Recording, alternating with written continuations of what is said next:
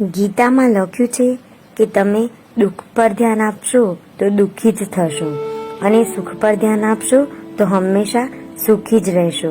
આપણે જેના પર ધ્યાન આપીએ એ વસ્તુ સક્રિય થઈ જાય છે અને આપણા જીવનમાં પ્રવેશી જાય છે અને આ જ કુદરતનો નિયમ છે. દુનિયાનો પહેલો મોબાઈલ ફોન નરસિંહ મહેતા પાસે હતો. કરતાલ ભગત વગાડે ને રીંગ દ્વારકા વાગે ને ઠાકોરજી દોટ મૂકે. ગીતામાં કહ્યું છે કે કષ્ટ ક્યારેક આવે તો ડરવું કે ડગમગવું નહીં, કારણ કે કષ્ટ પડ્યા વગર તો ભગવાન શ્રી રામનું વન પણ પૂર્ણ નહોતું થયું. શ્રી કૃષ્ણ કહે છે કે કાલની ચિંતા શું કામ કરો છો? જ્યારે ભગવાને આજની સંભાળ લઈ લીધી છે તો કાલે પણ સંભાળી જ લેશે.